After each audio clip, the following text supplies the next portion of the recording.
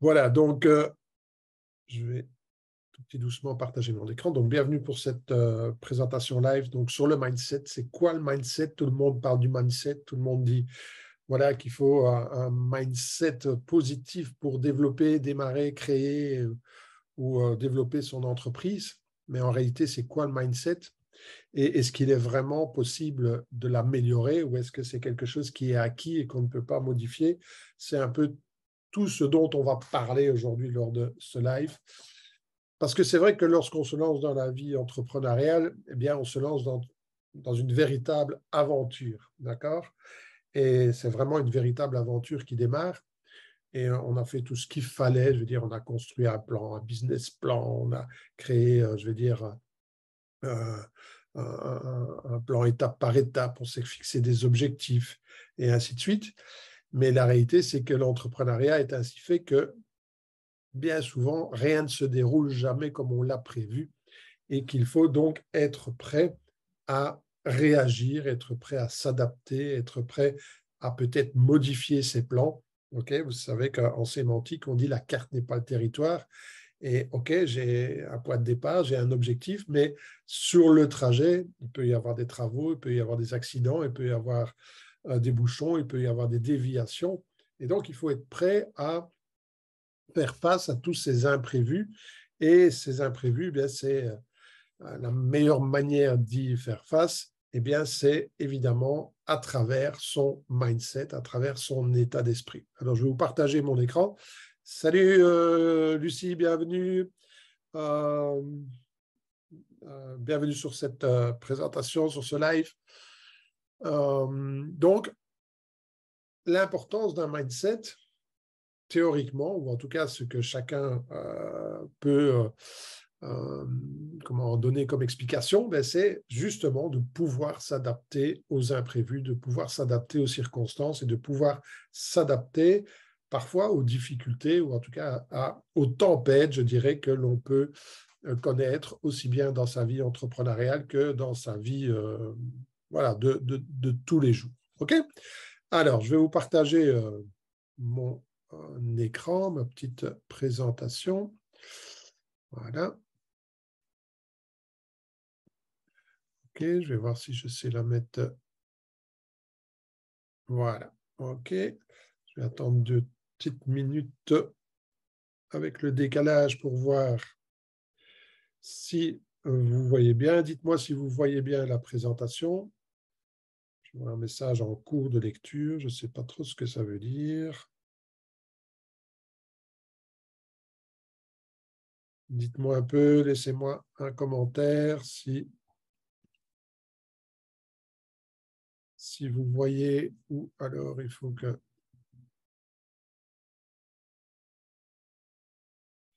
je supprime. J'arrête le diaporama peut-être.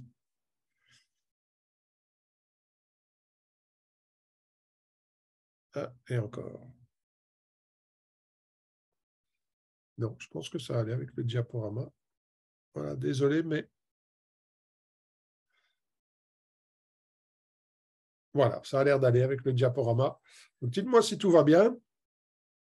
OK, dites-moi si tout est en ordre, si c'est OK. Mais je pense que tout est OK. Voilà. Ouais, OK, tout est nickel, impeccable. Voilà.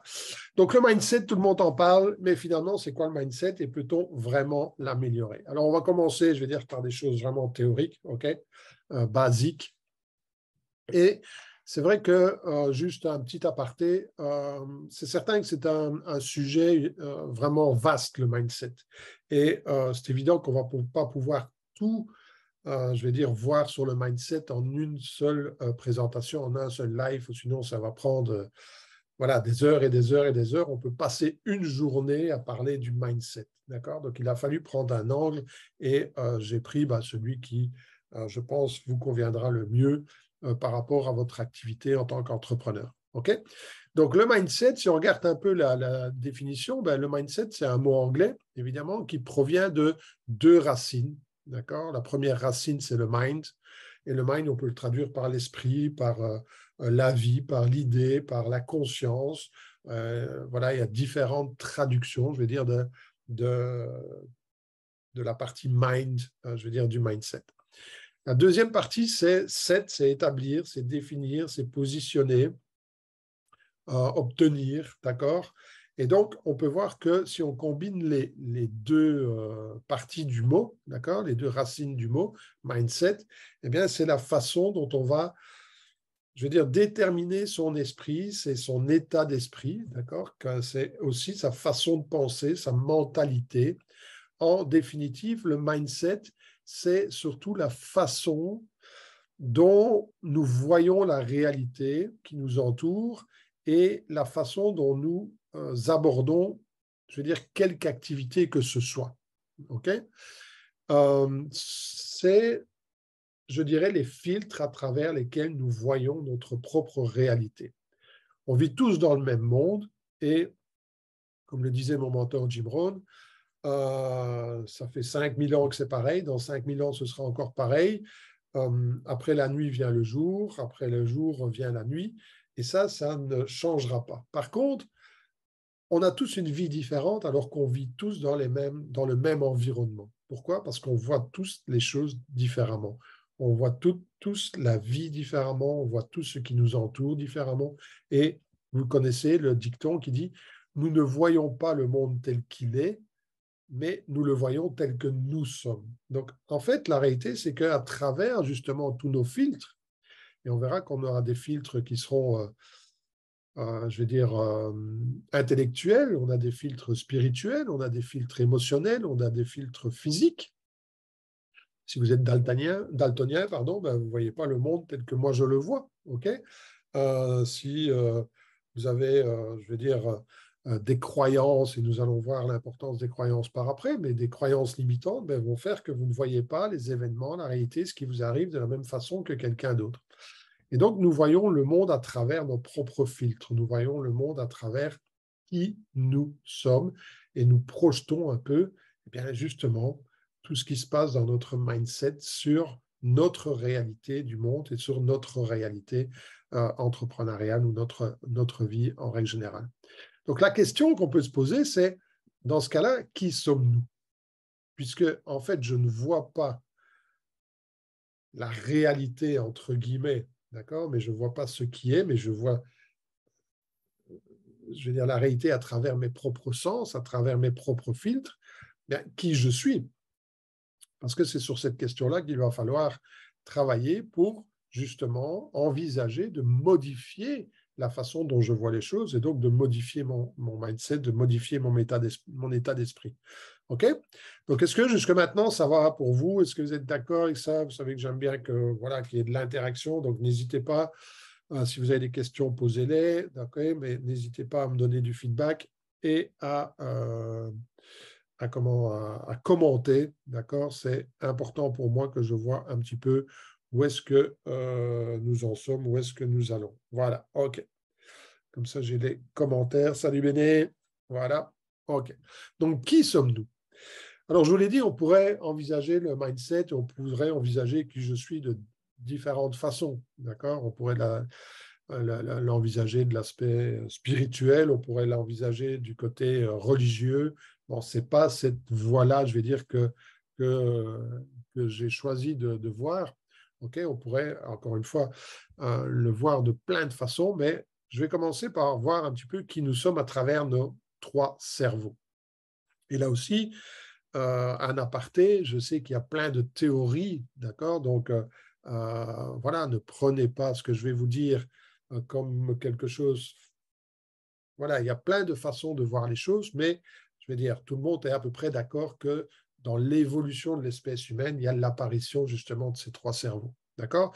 Et vous allez voir à quel point ben, l'apparition de ces trois cerveaux va impacter sur justement la façon dont on voit les choses, la façon dont on interprète notre réalité, notre business, ce qui nous arrive, et donc la façon dont on va mener notre vie et dont on va impacter notre qualité, notre style de vie.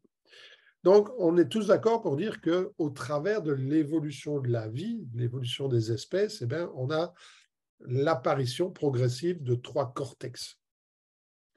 Et aujourd'hui, ben, le cerveau humain, parce que bon, le règne animal n'a pas les trois mêmes couches, d'accord, et n'a pas toutes les couches corticales, est composé de trois cerveaux. Le premier cerveau, c'est ce qu'on appelle le cerveau reptilien. C'est le plus ancien, d'accord. C'est celui du début de la vie. Puis on a l'apparition du cortex limbique. On verra que le cortex limbique, c'est tout ce qui va toucher nos émotions, c'est ce qui va toucher à la mémoire. Okay. Et puis, ce qui fait notre spécificité, le néocortex, eh bien, ça, c'est vraiment la spécificité humaine. Donc, si on voit un petit peu l'archéocortex, le cortex reptilien, le plus ancien, c'est celui qui va avoir comme seul objectif de maintenir la vie, la survie et la propagation de l'espèce. Et pour ça, eh bien, il va utiliser des voies neuronales, des voies réflexes, qui ne vont pas être soumises à la réflexion. Parce que quand il y a un danger, ce n'est pas le moment de réfléchir.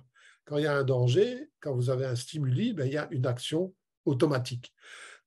D'accord? Parce que c'est ce qui est le plus important pour notre survie. Donc, ce sont tous des mécanismes inconscients qui vont être mis en place par notre cerveau reptilien pour assurer la survie, la propagation de l'espèce. Et un de ces mécanismes aussi, ben, c'est d'automatiser certaines tâches. Et je vous invite à écouter mon dernier podcast sur les habitudes, okay, si vous ne l'avez pas fait, où j'explique justement que bien, les habitudes, ce sont des actions qui sont mises en place par notre cerveau reptilien pour économiser de l'énergie et pour justement favoriser la survie de l'espèce et la propagation de l'espèce. Okay. Donc, le cerveau reptilien, c'est tout ça. Mais le cerveau reptilien aussi, c'est aussi, le système réticulé activateur, c'est-à-dire votre GPS. Et on va voir à quel point c'est important. Parce que votre GPS, vous savez comment fonctionne un GPS, c'est que à partir du moment où vous lui donnez un objectif, vous lui donnez un point de départ et un point d'arrivée, le GPS va vous trouver la route la meilleure pour arriver, je vais dire, à ce point d'arrivée, quel que soit, encore une fois, ce qui se passe sur la route. Et s'il y a une déviation, votre GPS intérieur va vous permettre de trouver cette déviation. C'est exactement la même chose avec le système réticulé activateur, qui est donc une partie du cerveau reptilien. Et partie très importante parce que c'est cette partie du cerveau reptilien qui va être utilisée, je veux dire, pour vous permettre d'atteindre vos objectifs. D'accord? On ne va pas rentrer trop dans les détails aujourd'hui par rapport à ça, mais sachez que ça fait partie du cerveau reptilien, de ce qu'on appelle l'archéocortex, donc de notre cerveau le plus ancien, qui lui aussi, et il faut le savoir, votre cerveau le plus ancien se fout de votre bonheur, se fout que vous soyez riche, se fout que vous soyez en bonne santé, se fout que vous soyez heureux, d'accord? Ce qu'il veut, c'est survivre, c'est rester dans ce qu'il connaît, dans sa zone de confort, de manière à assurer la survie et la propagation de l'espèce. OK? Donc ça doit être bien clair pour vous. Le paléocortex, ou le cortex limbique, comme on l'appelle aujourd'hui, c'est le siège des émotions, c'est le siège des souvenirs. Donc, c'est le siège aussi de tout ce qui est peur, de tout ce qui est plaisir. C'est aussi se souvenir d'une situation de danger, de comment on a réagi par le passé à cette situation de danger, et puis de réutiliser cette façon d'agir aujourd'hui dans des circonstances qui peuvent paraître comme être similaires, mais qui sont néanmoins pas les mêmes. Je prends un exemple. Quand nous étions les hommes des cavernes et quand on entendait un bruit dans un buisson, eh bien, ça pouvait être un animal sauvage qui était là pour nous bouffer. Et donc, on prenait nos jambes à nos coups et on s'en allait en courant. Aujourd'hui, c'est très rare que surgisse d'un buisson un animal sauvage qui ait envie de nous bouffer. D'accord? Mais le mécanisme existe toujours au niveau inconscient. Ça veut dire que quand on entend un bruit que l'on ne connaît pas, eh bien, tout de suite, ce mécanisme se met en place et tout de suite, ces réactions, je vais dire, au stress, qui sont l'inhibition, qui sont la fuite ou qui sont le combat, se mettent en place parce que il y a ce souvenir, je vais dire, inconscient, ancré dans notre mémoire, que, eh bien, lorsque j'entends un bruit que je ne maîtrise pas. Vous êtes en train de traverser la rue sur une rue fréquentée, vous traversez sur un passage piéton, mais au moment où vous commencez à traverser, vous entendez un coup de klaxon et un coup de frein énorme, eh bien, vous allez soit être inhibé, soit vous allez être effrayé, d'accord? Soit vous allez vous mettre à courir, soit, eh bien, c'est exactement les mêmes mécanismes, d'accord? Donc, c'est les connexions entre notre cerveau limbique, notre mémoire et tout ce qui est réflexe, ok? Et puis, il y a le néocortex, c'est vraiment la spécificité humaine. Le néocortex, c'est tout, avec son lobe frontal, eh bien, c'est toute notre humanité. Ça veut dire, oui, les notions de bien, les notions de mal, les valeurs, la spiritualité, et ainsi de suite. C'est pour ça que je vous dis, on aurait pu regarder ce mindset de différentes façons. C'est aussi la possibilité, ça c'est important, de voir ce qui n'existe pas encore, donc de se projeter dans l'avenir. Et ce qui dit se projeter dans l'avenir, ben, ça veut dire planifier, ça veut dire se fixer des objectifs, mettre des plans d'action pour les atteindre, visualiser. Tout ça, c'est la partie qui est du néocortex, d'accord? C'est aussi la possibilité de tirer des leçons du passé. Donc, ce n'est pas simplement je me souviens, mais je tire des leçons de mes erreurs, de pouvoir corriger mes erreurs, de pouvoir changer, de pouvoir prendre des décisions conscientes, de faire des choix conscients pour changer ma réalité aujourd'hui. Les autres espèces vivantes ne peuvent pas le faire. Comme le disait mon mentor Jim Rohn, une oie, en hiver, elle n'a pas de choix, elle va vers le sud. Elle ne peut pas dire non, cette année, je ne vais pas au sud, je vais aller à l'ouest, je vais aller à l'est, je vais aller au nord. Non, elle est guidée par ses instincts et par son code génétique. Et donc, quand le temps change, quand le temps devient plus froid, eh bien, l'oie, elle va vers le sud parce que c'est comme ça. L'être humain, il a un cortex préfrontal, il a un néocortex, et donc il peut faire des choix et il peut choisir de changer sa vie. C'est ce qui fait toute la différence. Donc, est-ce que pour le moment, ça va pour vous? Est-ce que vous êtes d'accord avec tout ça? Dites-moi, laissez-moi un commentaire. Comme ça me permet de m'hydrater aussi.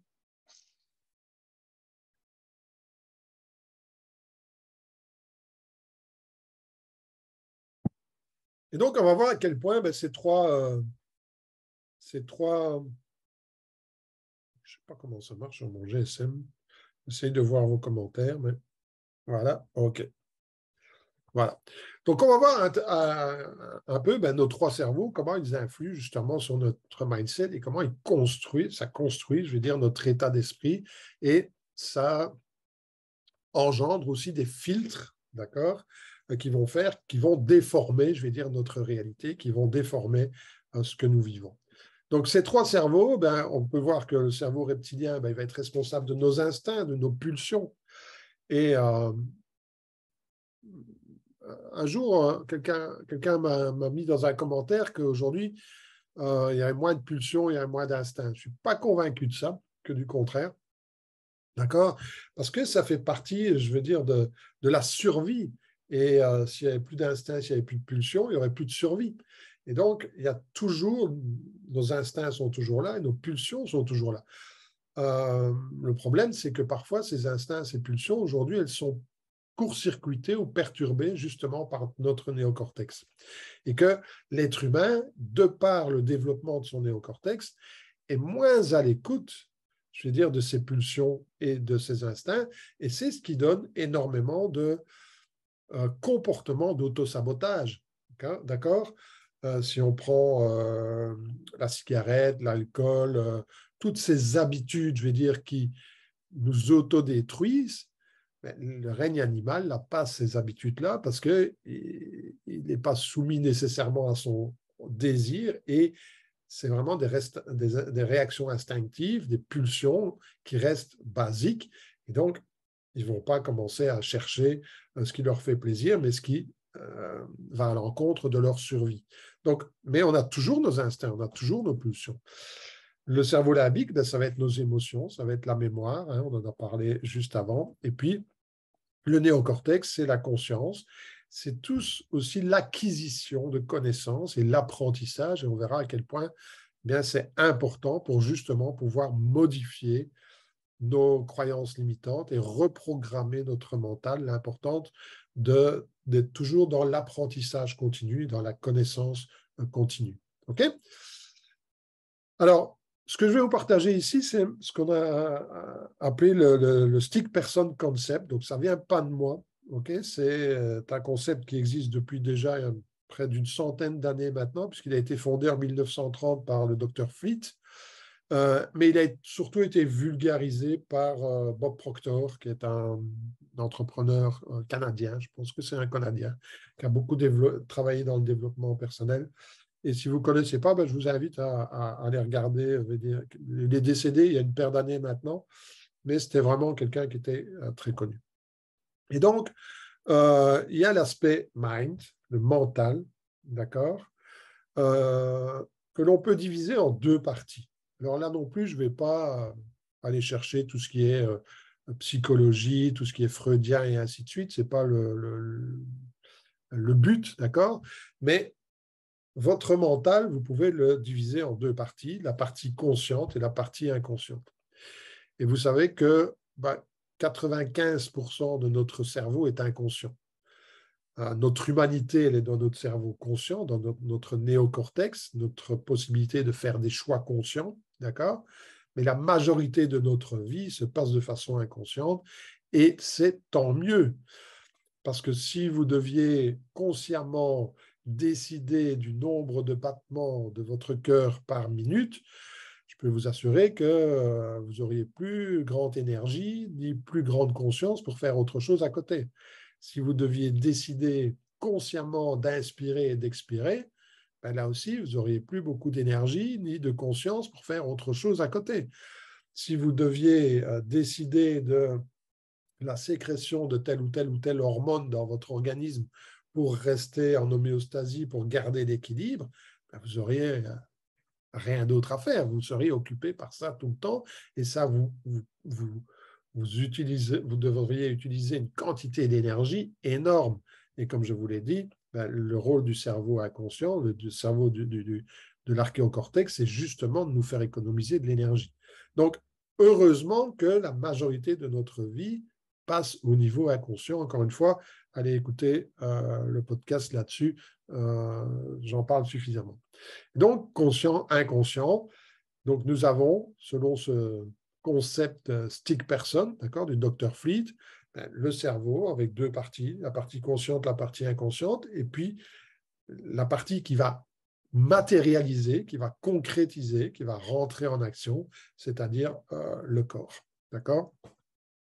Et si on regarde le corps, ça c'est des notions de symbolique, mais le coup qui est le passage entre ce que j'envisage et ce que je concrétise. D'accord? Et là, on peut rentrer dans beaucoup de symbolique, mais ce n'est pas l'occasion.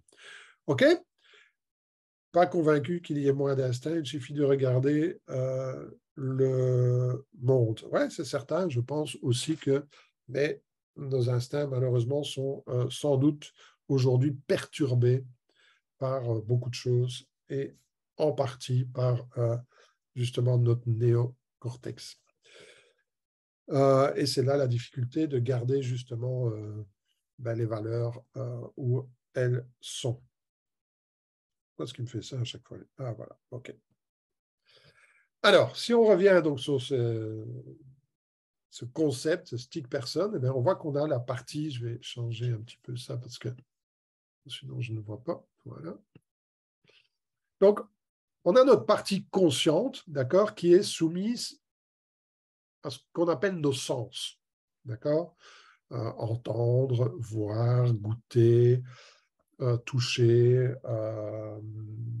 j'en oublie, donc la vue, l'ouïe, l'odorat, le goût et le toucher, d'accord? Et donc, toute cette partie consciente, elle est soumise à tous ces stimuli qui nous viennent de l'extérieur, aussi le ressenti de l'intérieur, et c'est la partie pensante.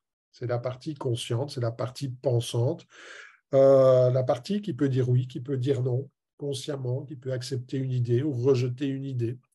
D'accord? Et en fonction de quoi elle accepte ou elle rejette. Ça, on le va voir.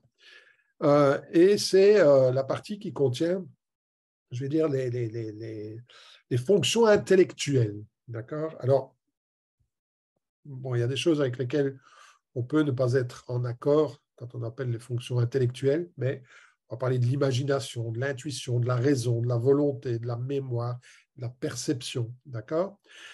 Et ce que l'on sait, c'est que eh bien, toutes les nouvelles informations que l'on va recevoir de l'extérieur vont passer par ce filtre conscient et s'ils sont acceptés, s'ils sont répétés suffisamment longtemps, eh bien, notre cerveau reptilien va créer une habitude, il va créer un circuit neuronal automatique, d'accord, qui va maintenant être géré par le monde inconscient.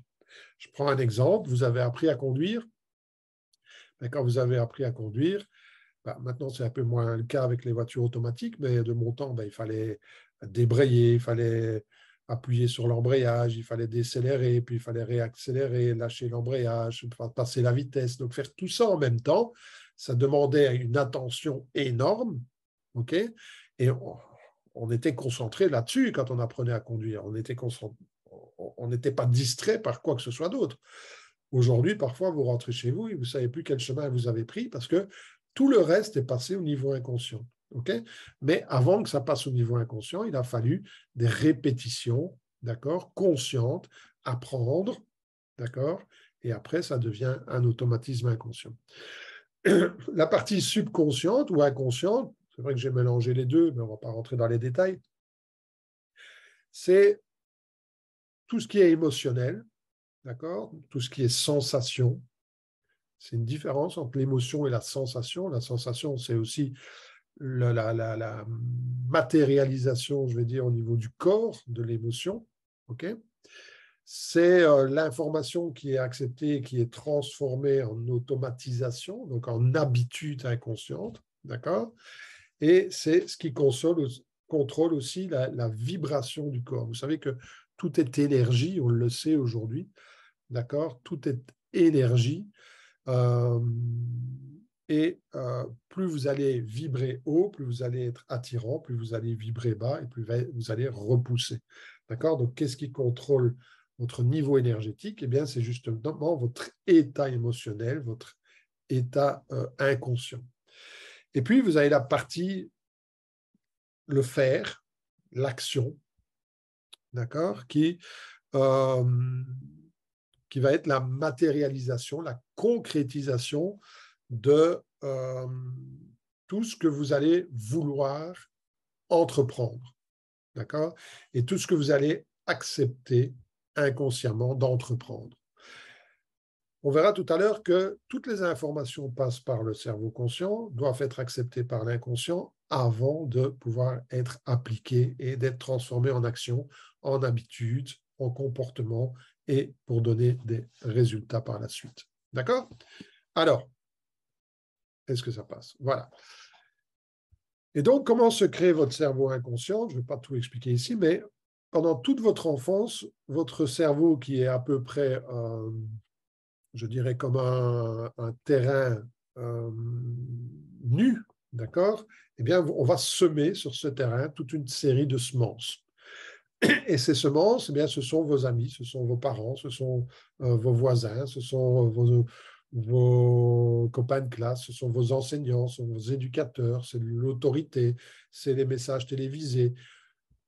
Toutes ces sources d'informations vont semer au niveau de votre esprit conscient, vont apporter des informations, d'accord? Et ces informations, à travers la réaction de votre entourage, eh bien, vous allez finir par considérer que certaines informations sont bonnes et vous allez les garder, certaines informations sont mauvaises et vous allez les rejeter. Comment? Avec la notion de simplement douleur-plaisir. N'oubliez pas que votre cerveau reptilien, il est là pour la survie.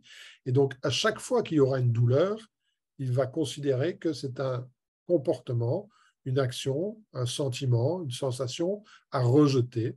Et à chaque fois qu'il y aura un plaisir, eh bien, il va considérer que c'est quelque chose à engranger, à emmagasiner.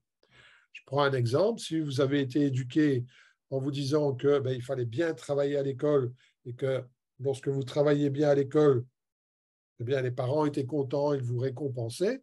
Et si ça se répète, eh bien, la réalité, c'est qu'au niveau inconscient, vous allez considérer que vous devez bien travailler à l'école et vous allez mettre en place des habitudes pour bien travailler à l'école parce que vous êtes récompensé et que qui dit récompense dit plaisir dit survie. Si par contre, vous êtes puni à chaque fois que vous travaillez mal à l'école, ben vous allez, et que c'est répété de façon constante, eh bien, vous allez mettre en place des actions qui vont corriger le tir parce que la punition, c'est une douleur et votre cerveau inconscient, eh bien, il ne veut pas la douleur, il veut garder le plaisir, il veut fuir la douleur et donc vous allez éviter de faire ce qui va engendrer de la douleur, dans ce cas-ci, d'être puni et vous allez commencer à changer votre façon de travailler à l'école. Donc ça, c'est la façon dont, je veux dire, ça fonctionne. Vous avez votre environnement, vos amis, vos parents, vos copains de classe, vos enseignants et toutes les expériences que vous faites qui vont nourrir votre cerveau conscient et qui vont, à travers le couple douleur-plaisir, venir s'engrammer au niveau inconscient et venir s'ajouter évidemment à toute votre mémoire inconsciente, d'accord, votre mémoire collective et tout ce qu'on peut appeler les mémoires akashiques et ainsi de suite, si vous voulez aller jusque-là. Et dans votre cerveau inconscient, ben, vous avez aussi donc toutes vos croyances, tout ce que vous avez construit au fur et à mesure des années comme croyances. Ah, ça, je sais, ça, c'est une bonne chose à faire, ça, c'est une mauvaise chose à faire. La colère, c'est un mauvais sentiment, ça m'apporte une sensation désagréable, je ne dois jamais me mettre en colère. Ou la colère, c'est une bonne chose, c'est quelque chose qui me permet d'exprimer mon énergie, ma vitalité, d'agir avec force. Donc, c'est quelque chose que je peux utiliser. Donc, en fonction des croyances, vous allez, encore une fois, interpréter la réalité en fonction de vos émotions, en fonction de vos croyances, en fonction de vos expériences. Eh bien, vous allez interpréter maintenant toutes les informations que vous allez recevoir au niveau conscient. Et en fonction, est-ce que c'est une information positive, une information négative, eh bien, vous allez développer de l'anxiété, de la dépression, vous allez aller plutôt vers la destruction, où vous allez ressentir du bien-être, de l'expression, de la création, et vous allez aller vers la croissance et vers le développement, vers la vie, vers tout ce qui est positif. Et vous allez avoir un état d'esprit positif, alors que de l'autre côté, vous allez avoir un état d'esprit plutôt négatif. Vous connaissez la différence entre le pessimiste et l'optimiste, d'accord? C'est le même verre, c'est la même quantité d'eau, et l'un voit le verre à moitié plein, l'autre voit le verre à moitié vide. Eh bien, c'est la façon dont vous avez construit, je vais dire, votre cerveau inconscient. D'accord? Est-ce que vous voyez la peur partout ou est-ce que vous voyez la confiance partout? Est-ce que vous êtes orienté vers la douleur ou est-ce que vous êtes orienté vers la confiance, vers le plaisir? Vous savez qu'il y a deux façons de bâtir, je vais dire, vos actions. Vous pouvez bâtir avec la peur et pour éviter de perdre, vous pouvez bâtir avec la confiance et vouloir gagner, vouloir atteindre un résultat. Eh bien, c'est la façon dont vous avez construit votre inconscient qui va vous faire voir les choses de telle ou telle façon. OK? Est-ce que c'est clair pour vous? D'accord? C'est la première fois que j'explique vraiment ça, donc peut-être parfois je peux manquer de clarté, donc n'hésitez pas à me le dire si c'est pas trop clair. Et donc, c'est ce qui a fait dire aussi à Napoléon Hill que tout ce que le mental de l'homme peut concevoir et arriver à croire, il peut le réaliser. Tout ce que vous pouvez concevoir, c'est au niveau conscient, vous fixez des objectifs, d'accord? Vous voulez attirer vos premiers clients, vous voulez faire vos 5K, vos 10K, vos 20K, vous voulez atteindre l'indépendance financière, vous voulez un mariage réussi, vous voulez trouver l'âme sœur, vous voulez perdre du poids, améliorer votre santé.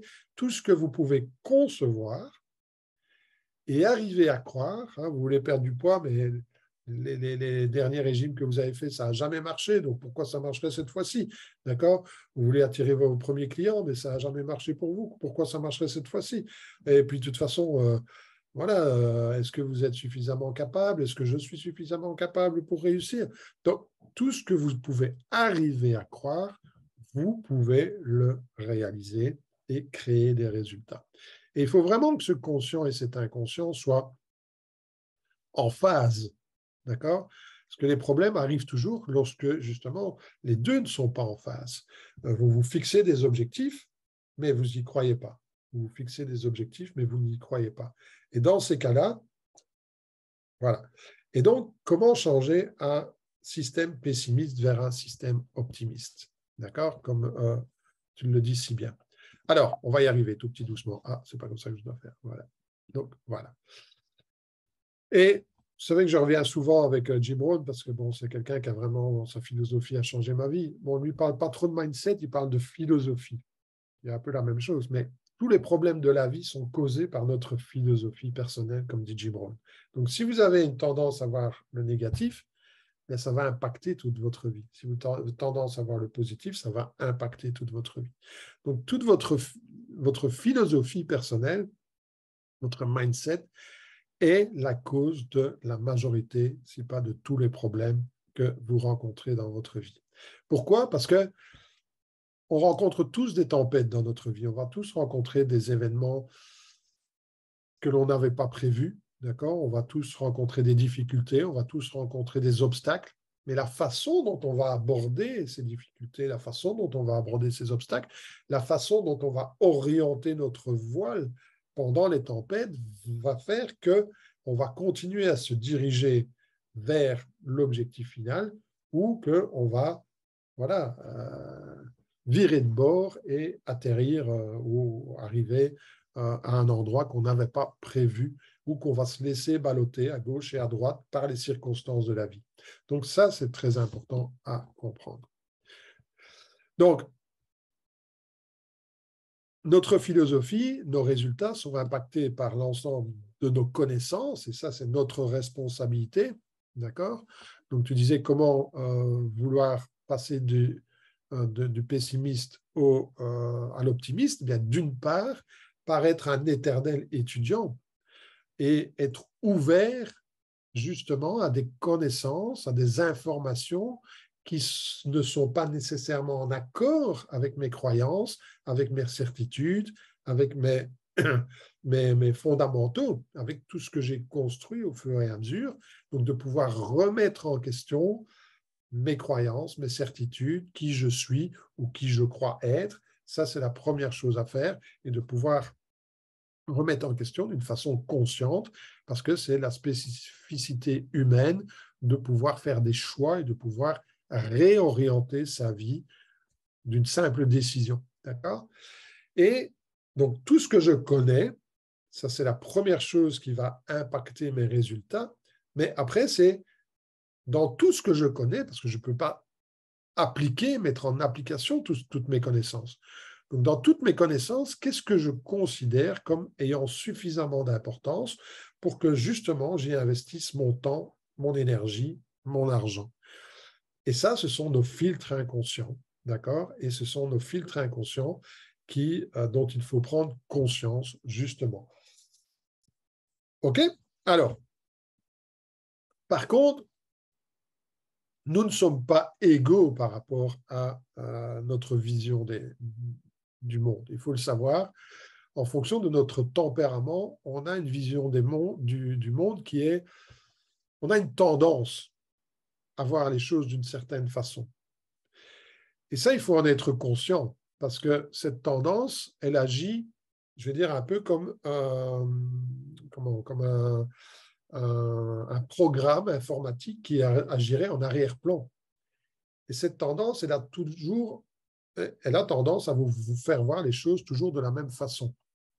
Alors, si vous ne connaissez pas les tempéraments hippocratiques, je ne vais pas trop en parler aujourd'hui, d'accord, mais Hippocrate était un médecin de l'Antiquité qui avait découvert que le corps humain contenait des humeurs, d'accord, et en fonction de la prédominance de telle ou telle humeur dans le corps, eh bien, on avait une tendance à avoir tel ou tel tempérament. Depuis, énormément d'études ont été faites là-dessus et on sait que la prédominance de ces humeurs, qu'on peut aussi maintenant appeler de différentes façons, eh bien, impacte non seulement notre tempérament, mais aussi notre physique, et aussi impacte les tendances aux maladies et la tendance à comment je réagis par rapport aux événements. Et par exemple, la personne qui est une prédominance lymphatique, d'accord, le tempérament en prédominance lymphatique. Alors, je dis toujours à prédominance parce que je déteste les classifications. D'accord, moi, j'ai les poils qui se dressent lorsque j'entends parler d'hypersensible ou de multifactoriel, parce que je déteste tout ce qui est classification, parce qu'en réalité, on a tout en nous. La nature, elle est complète et on a tout en nous. On a les 4 tempéraments en nous, d'accord? Et on est tous hypersensibles à certains moments et hyposensibles à d'autres, et en fonction des événements, en fonction de plein de facteurs, d'accord? Donc, je déteste les classifications. Donc, vous m'entendrez toujours parler de prédominance. Et donc, les personnes qui sont en prédominance lymphatique, donc prédominance du système lymphatique, eh bien, elles ont une tendance à être optimistes. Et donc, à voir les choses, tout va très bien, Madame la Marquise, et il n'y a rien à faire. Voilà, ça se passe bien, ça va continuer à bien se passer. Voilà, les choses vont très, très bien. C'est leur tendance de fond. OK? La réalité, c'est que tout ne se passe pas nécessairement toujours bien. Donc, il faut qu'ils soient conscients de ça. Le tempérament nerveux, par contre, il est toujours passif. Oui, qu'est-ce que vous voulez que je fasse à ça, ma petite dame? Mais pour lui, de toute façon, ça ira pas mieux. D'accord? Et tout est toujours négatif. C'est plutôt un pessimiste passif. La personne en prédominance sanguine, ben lui, c'est un respiratoire, c'est quelqu'un qui est un optimiste, et en plus, ça va très bien, mais vous allez voir, on va améliorer les choses, on va être dans l'action, on va modifier, on va changer ça, et vous allez voir, ça va encore aller mieux, mais ça va déjà très, très bien. Tout va bien, d'accord? Et la personne en prédominance bilieux, ben, c'est quelqu'un qui a l'habitude de taper sur la table, d'accord? Et c'est plutôt un pessimiste, mais qui va être dans l'action, ok? Et donc, en fonction de votre tempérament, en fonction de votre prédominance de tempérament, ben, sachez que nous ne sommes pas égaux par rapport à la façon dont nous voyons les choses. Mais le savoir fait qu'on peut mieux le gérer. D'accord? Savoir que j'ai plus de lymphatisme et que j'ai tendance à voir les choses comme ça, ben, à partir du moment où j'en suis conscient, je peux le gérer. Savoir que j'ai tendance à être pessimiste et à voir les choses de façon pessimiste et à voir tout ce qui ne va pas plutôt que de voir ce qui va bien, mais une fois que je le sais, je peux commencer à le gérer. D'accord? Donc, les tempéraments ne veut pas dire que on va être comme ça toute notre vie, mais ça veut dire que, eh bien oui, si je sais que je suis comme ça, eh bien je peux commencer à changer les choses. OK? Allez, c'est passé l'avion. Et donc, reprogrammer son mindset, est-ce que c'est possible? Ben, oui, évidemment, vous savez que c'est possible. Alors, ça ne se fait pas du jour au lendemain, d'accord? Et vous ne pouvez pas changer votre vie du jour au lendemain. Vous pouvez décider de changer de vie du jour au lendemain. Vous ne pouvez pas changer votre vie du jour au lendemain.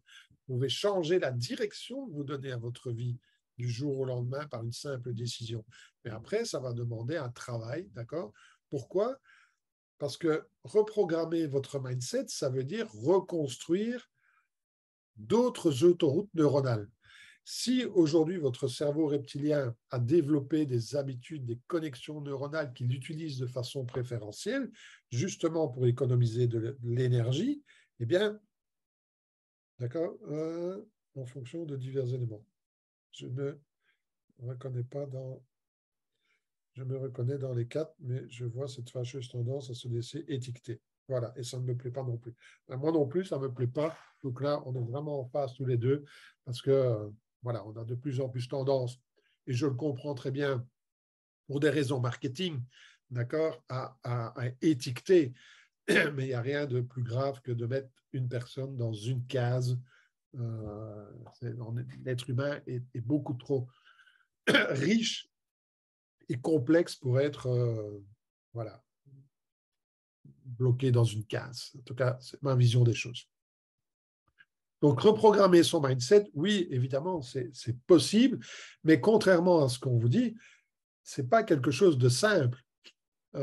Parce que neurologiquement, ça veut dire reconstruire des autoroutes neuronales, c'est-à-dire créer de nouvelles connexions neuronales et créer de nouveaux trajets neuronaux et commencer à les utiliser de façon fréquente, tout en rassurant votre cerveau reptilien, parce que si votre cerveau reptilien sent qu'il y a un danger, il va court-circuiter cette nouvelle connexion et il va vous faire revenir à vos anciennes habitudes, parce que lui, il veut à tout prix éviter le danger, il veut la survie et la propagation de l'espèce et économiser de l'énergie, c'est tout ce qu'il veut, le reste, ça ne l'intéresse pas du tout, d'accord? Et que que vous soyez pauvre, que vous soyez malheureux, il s'en fout du moment que que vous survivez, d'accord? Et si vous êtes malheureux et que vous dites, maintenant, je vais être heureux, et que lui, il voit qu'il y a un danger par rapport à lui, par rapport à son inconscient, à son ego, d'accord? Pas par rapport à votre conscience, mais eh bien, il va tout faire pour court-circuiter votre désir et votre objectif. Donc, reconstruire des connexions neuronales, c'est quelque chose qui prend du temps. Ce n'est pas quelque chose qui se fait comme ça sur une seconde. Vous pouvez le décider sur une seconde, mais reconstruire, c'est quelque chose qui va vous demander de la persévérance, qui va vous demander de l'engagement, de la répétition et surtout d'y mettre de l'énergie, okay? D'y mettre de la puissance. Hein? Il faut que, et vous allez voir, tous vos cerveaux soient en ébullition, que le corps soit en ébullition, que les sentiments, les sensations, que tout soit aligné. OK? Alors, quelles sont les étapes pour reprogrammer votre mindset? On va prendre un exemple de croyance limitante. Je ne me sens pas capable de me lancer dans cette nouvelle aventure, je n'ai pas suffisamment de compétences. C'est une croyance que beaucoup ont lorsqu'ils se lancent en affaires. D'accord? Je ne sais pas, peut-être que c'est une croyance qui vous parle, mais moi, je sais que j'ai été atteint par cette croyance, d'accord, bien souvent, parce que j'avais développé ce type de croyance, et donc il a fallu que je me soigne, comme dirait l'autre. Okay? Il a fallu que je corrige cette croyance. Donc, c'est une croyance que beaucoup d'entrepreneurs ont. Je ne me sens pas capable de me lancer. Je n'ai pas suffisamment de compétences, je n'ai pas ceci, je ne suis pas prêt, d'accord, ce n'est pas le bon moment, tout ce type de croyances. C'est ce que Carol Dweck appelait un état d'esprit fixe, c'est de croire que, ben oui, j'ai cette croyance et voilà, je ne peux rien y changer, c'est comme ça. Et notez, soit dit en passant, que quand j'ai fait mes études de kiné il y a maintenant une trentaine d'années, on ne connaissait pas encore la plasticité cérébrale. Donc, on pensait que les connexions cérébrales étaient... il y avait un certain nombre de connexions cérébrales et qu'après, c'était fixe et qu'on en perdait chaque année, mais qu'on n'en recréait pas de nouvelles. Donc, on pensait que notre mindset, notre mental, notre façon de voir les choses, une fois à la vingtaine d'années, ben, c'était terminé, on ne pouvait pas le changer. Personne ne parlait de la possibilité de pouvoir recréer de nouvelles connexions neuronales, de pouvoir recréer de nouveaux schémas neuronaux. C'était quelque chose, non, ce n'était pas possible. D'accord? Donc, il faut se rendre compte que la plasticité cérébrale, c'est quelque chose de très récent, de très nouveau. Okay? Et donc, si aujourd'hui, beaucoup de personnes ont encore un état d'esprit fixe, ce n'est pas nécessairement de leur faute, c'est parce que pendant des années, des dizaines d'années, c'était la vérité, c'était la réalité. On ne pouvait pas recréer des nouvelles connexions neuronales. Alors, aujourd'hui, on sait évidemment qu'on peut transformer cette croyance limitante en une déclaration positive.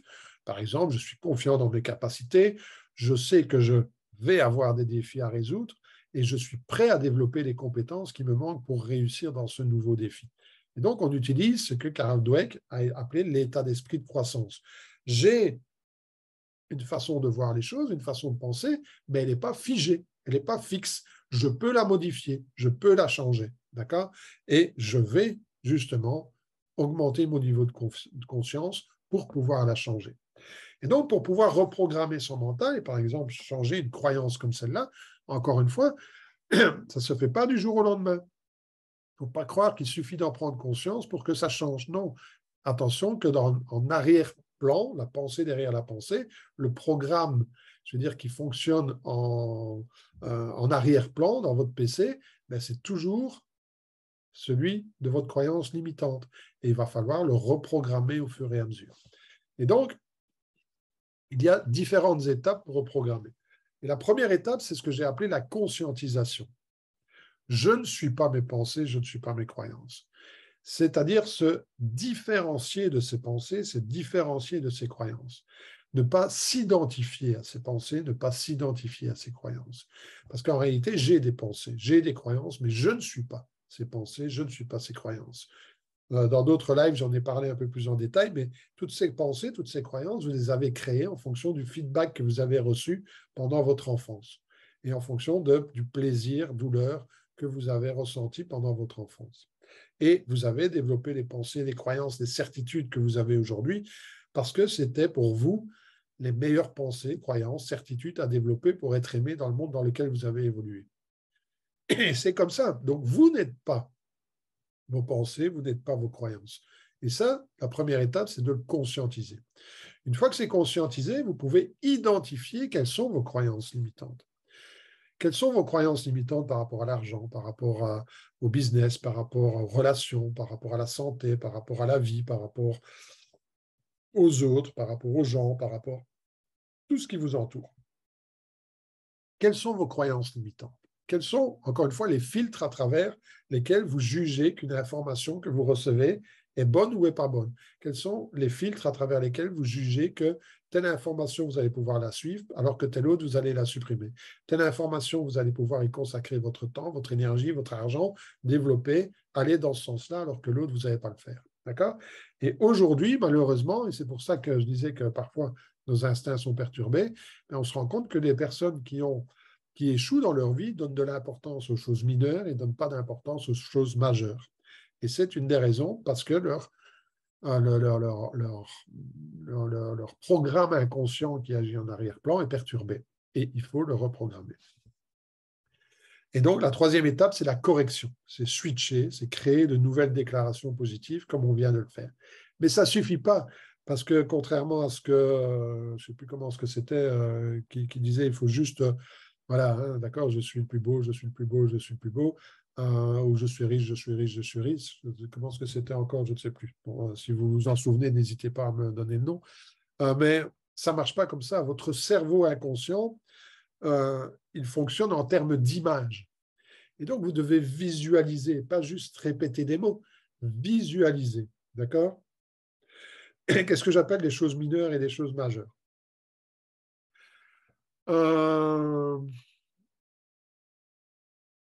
Je vais prendre un exemple. Tu investis ton argent à acheter comment, de la malbouffe. OK? Parce que pour toi, c'est quelque chose que tu aimes bien, c'est le goût que tu aimes bien, c'est quelque chose que tu aimes bien, en réalité, c'est quelque chose de mineur.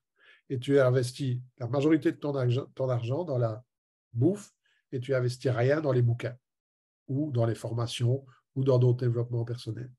Donc la réalité, tu investis ton énergie, ton argent dans quelque chose de mineur et tu n'investis pas dans ce qui est le plus important pour toi, c'est-à-dire ton mental, ton mindset, ta connaissance et le renouvellement de tes connaissances. Et la majorité des gens investissent dans des choses mineures. Tu as de l'argent, tu l'investis dans du passif au lieu de l'investir dans de l'actif. C'est une erreur de choix. C'est une erreur parce que ton système inconscient est perturbé et tu investis dans du plaisir immédiat, alors que si tu l'investis dans des placements, tu vas faire en sorte que l'argent commence à travailler pour toi et tu vas développer ton indépendance financière, des choses majeures. Donc, mineur, majeur. Et la majorité des gens qui échouent investissent leur temps, leur énergie, leur argent dans des choses mineures qu'ils considèrent comme étant quelque chose de majeur au lieu de l'investir dans quelque chose de majeur. Okay? Donc, j'espère que j'ai répondu à ta question. Donc, créer correction, créer de nouvelles déclarations positives. Et encore une fois, ça ne suffit pas à la méthode Coué. Voilà, je reviens sur le nom. La méthode Coué, ça ne marche pas. Votre cerveau inconscient, il ne réagit pas aux mots, il réagit aux images. Et donc, vous devez visualiser, vous devez vous voir, avoir déjà obtenu ce que vous désirez. Vous devez vous voir, avoir déjà les pensées positives, les déclarations positives. Ce n'est pas juste me répéter, je suis riche, je suis riche, je suis riche. D'accord? Je ne dis pas que ça ne peut pas aider, mais ce n'est pas suffisant. D'accord? Parce qu'il faut la visualisation. Et donc, la quatrième étape, c'est justement l'intégration. C'est non seulement la visualisation, mais aussi, n'oubliez pas, tout ce que le mental de l'homme peut concevoir et arriver à croire, il peut le réaliser. Donc, c'est reprendre du plaisir, c'est ressentir de la fierté, c'est avoir une émotion positive, c'est avoir une vibration plus élevée en me voyant avoir atteint l'objectif que je désire, en me voyant être la personne que je désire, avoir les croyances que je désire et avoir reprogrammé. Et quand vous combinez, je vais dire, le fait que vous n'êtes pas vos pensées, que vous n'êtes pas vos croyances, que vous identifiez vos croyances, que vous déclarez des nouvelles croyances positives et que vous ressentez, que vous visualisez, que vous avez l'émotion, que vous avez la sensation, c'est-à-dire toutes les parties de votre cerveau droit, cerveau gauche, archéo, le cervelet, le paléo et le néocortex, tout qui fonctionne en étant aligné, là, vous commencez à reprogrammer neurologiquement. Et donc, la cinquième phase, c'est la manifestation. C'est qu'au fur et à mesure, vous allez recréer des objectifs, vous allez visualiser, manifester, pour par la suite, eh bien, à travers la constance et la persévérance, eh bien, vous allez résolutionner tout le problème sur le long terme et pas simplement sur le court terme. OK? Donc, voilà 6 étapes pour reprogrammer son mindset. C'est les 6 étapes que j'utilise avec mes clients. Conscientisation, identification, correction, intégration, manifestation, résolution sur le long terme. D'accord? Et les 6 étapes pour reprogrammer son mindset définitivement. Alors, il faut le faire pour, je dirais, pratiquement chaque croyance limitante, même si, une fois que vous avez acquis le process, après, ça devient de plus en plus simple, d'accord? Parce que votre cerveau est habitué, votre cerveau prend l'habitude, OK? Mais au début, ça demande de l'énergie, ça demande de la patience, ça demande de la constance, ça demande de la conscientisation, et donc ça demande énormément d'énergie. OK? Donc voilà ce que je voulais partager avec vous. Donc maintenant, ben, il y a toujours 2 options, évidemment. Hein. Maintenant que vous savez qu'il est possible de reprogrammer son mental et que vous savez de quoi est constitué, je veux dire, votre mindset, ben, vous pouvez faire 2 choix. Soit ben, vous pouvez essayer de le faire seul. C'est pas évident, c'est pas évident. Je ne dis pas que c'est pas possible, je dis que c'est pas évident. C'est pas évident de conscientiser déjà son inconscient et d'arrêter de s'identifier à ses pensées, à ses émotions, à ses sensations, à son ressenti, à ses croyances, d'accord, à ses certitudes, ok. C'est pas évident, ok. Et donc ça prend plus de temps, c'est plus cher parce que ça vous prend plus de temps et donc pendant que vous faites tout ça tout seul, ben voilà, vous avez les mêmes résultats, ok. Et puis comme on dit chez nous. Tout seul, c'est tout seul. Hein, comme on dit chez nous, seul, c'est une petite équipe. Hein, quand il y en a un qui se repose, l'autre ne fait plus rien. Euh, entre les 2 oreilles, c'est toujours les mêmes pensées qui viennent, donc c'est toujours les mêmes problèmes que l'on voit, c'est toujours les mêmes solutions auxquelles on pense. Et donc, c'est important d'avoir une vision extérieure. OK, et ça n'a aucune garantie, évidemment. Ou vous pouvez le faire en équipe, travailler avec un mentor, avec un coach et gagner du temps. À la longue, c'est beaucoup moins coûteux parce que pendant ce temps-là, vous progressez, vous évoluez, vous commencez à avoir des résultats. C'est plus fun, malgré tout, tout seul, encore une fois, c'est tout seul. C'est moins stressant, c'est moins d'erreurs, c'est faire partie d'une famille et c'est s'assurer un suivi personnalisé. OK? Donc, si vous voulez qu'on fixe un appel, voir un petit peu comment je peux vous aider par rapport à justement à ce mindset, justement à reprogrammer votre mindset, à voir quelles sont les croyances limitantes qui vous bloquent, qui vous empêchent d'avancer, de progresser, n'hésitez pas, je mettrai le lien en commentaire. Okay. Donc, vous pouvez fixer un appel stratégie et on prendra le temps de voir un petit peu où est-ce que vous en êtes aujourd'hui et comment pouvoir changer ce qui doit être changé pour pouvoir atteindre les résultats que vous souhaitez et que vous désirez. OK? En tout cas, je vous remercie pour votre attention. Je vais arrêter le partage. Voilà, je reviens en plein écran. Donc, merci pour votre attention. J'espère que vous aurez trouvé de la valeur dans ce live. Je vois que j'ai été un peu plus long que prévu. Là, on est pratiquement à 1 heure de live.